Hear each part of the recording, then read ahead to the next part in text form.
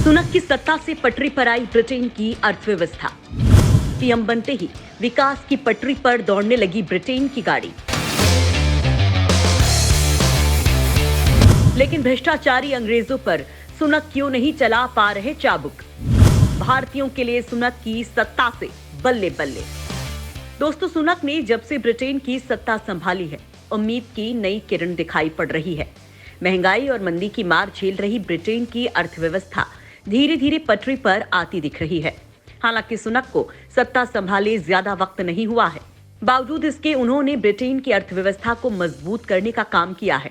उसे पटरी पर लाने के लिए वो जी जान से जुटे हैं, दिन रात मेहनत कर रहे हैं। दोस्तों, सुनक को विरासत में जो सत्ता मिली है वो कांटों के ताज से कम नहीं है। बावजूद इसके सुनक अपनी मेहनत से ब्रिटेन के भविष्य को संवारने में लगे हैं, अपने वादों को पूरा करने में जुटे हैं। दोस्तों, आगामी चुनाव को देखते हुए सुनक के लिए ये जरूरी भी है, क्योंकि उनके काम के आधार पर ही उनकी पार्टी चुनाव में ताल ठोकेगी, अपने लिए समर्थन मांगेगी। दोस्तों, सुनक को भी दोबारा ब्रिटेन की सत्ता पर काबिज होने के लिए कुछ करामात करना होगा, जिससे कि जनता उन्हें सत्ता के शीर्ष पर दोबारा बैठा सके।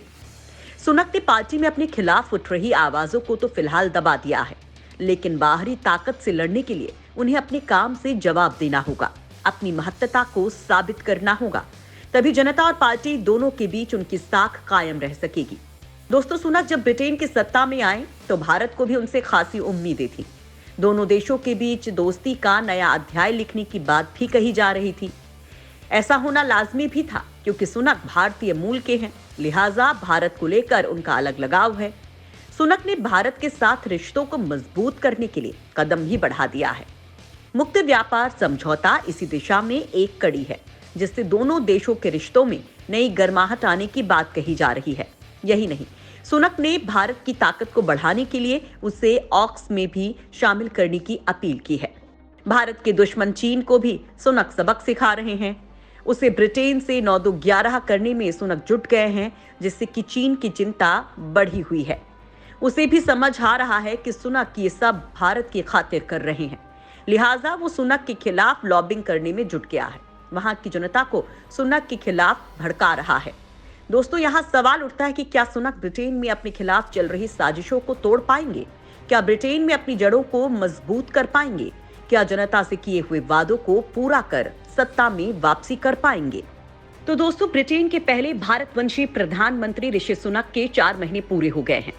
राजनीतिक विश्लेषकों की राय है कि उनका प्रदर्शन बुरा नहीं रहा है। 4 महीने में उन्होंने प्रगति की है, अर्थव्यवस्था पटरी पर आने लगी है, कारोबारी समुदाय में उनको समर्थन मिल रहा है। लेकिन अभी चुनौती बड़ी है। दोस्तों, यहाँ सवाल ये उठता है कि आखिर ऐसा क्या हो गया कि ब्रिटेन की अर्थव्यवस्था अर्श से फर्श पर आ गई? इसके लिए कौन लोग जिम्मेदार हैं? क्या लिज ट्रस ने उसे बर्बाद कर दिया, या उससे पहले के पीएम ने बर्बादी की ये दास्तान लिखी?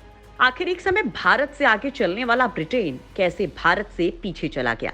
कैसे भारत ने ब्रिटेन को अपने आगे बौना साबित कर दिया? अब सुनक कैसे ब्रिटेन को इस भंवर से निकालेंगे? दोस्तों, हाल ही में सुनक सरकार ने अपने 100 दिन पूरे किए हैं। इस मौके पर सुनक ने कहा था कि लिज ट्रस के उत्तराधिकारी के तौर पर उन्हें बहुत मुश्किल जिम्मेदारी मिली है। इसमें सरकार को लोगों की रोजमर्रा की जरूरतों वाली वस्तुओं के मूल्य कम करने हैं, जीवन को आसान बनाना है। इसके लिए वो हर संभव कोशिश कर रहे हैं।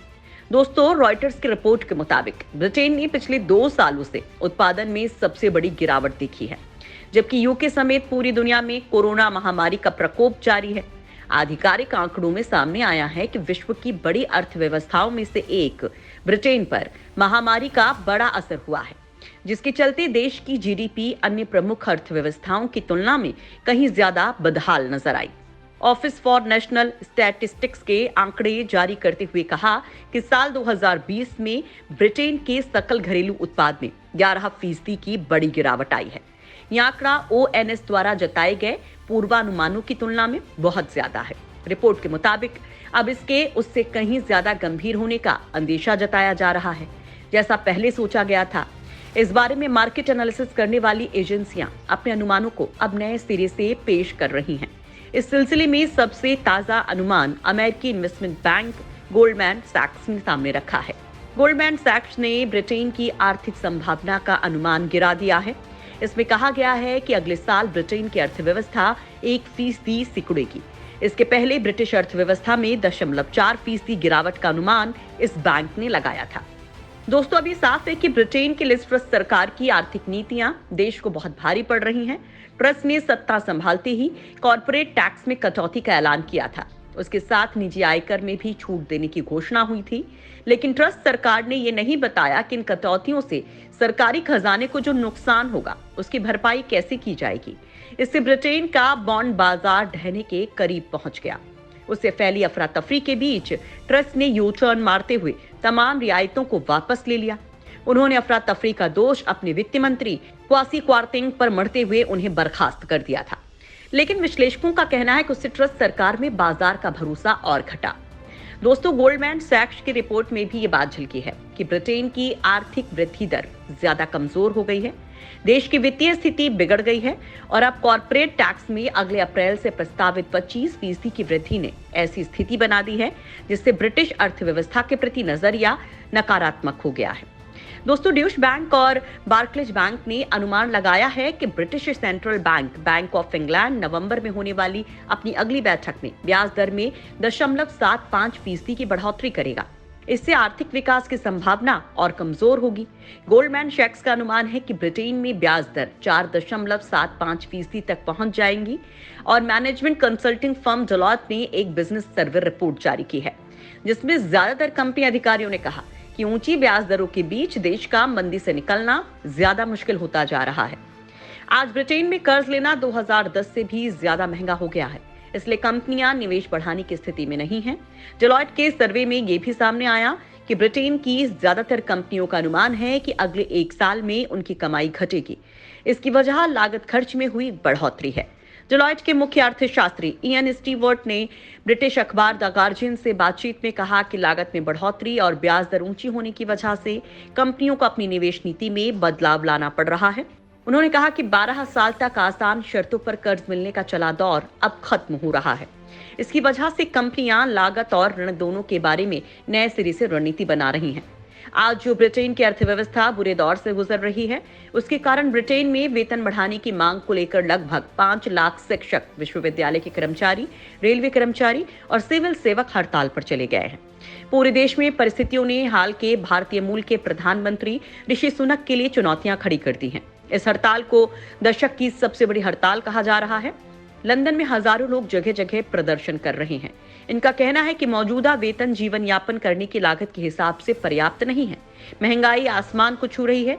जिन लोगों को पिछले वर्ष 5% से कम की वेतन वृद्धि का फायदा मिला था, उन्हें बड़ी मुश्किलों का सामना करना पड़ रहा है, क्योंकि मुद्रास्फीति 10% से ऊपर चढ़ गई है। दोस्तों, प्रधानमंत्री ऋषि सुनक की सरकार पर देश में वेतन पर अधिक उदार प्रस्ताव बनाकर सार्वजनिक क्षेत्र के श्रमिकों के साथ विवादों को हल करने का दबाव बढ़ रहा है। भले ही सरकार हड़तालियों से बातचीत कर रही है, लेकिन महंगाई नियंत्रित होने तक वेतन वृद्धि मुश्किल दिखाई देती है। दोस्तों, आपको बता दें कि ब्रिटेन में पिछले साल हुए चुनाव में ऋषि सुनक हार कर जीतने वाले बाजीगर साबित हुए। वादों पर खरे उतर रहे हैं ब्रिटेन के पीएम सुनक। भ्रष्टाचारी अंग्रेजों पर क्यों लगाम नहीं लगा पाए सुनक।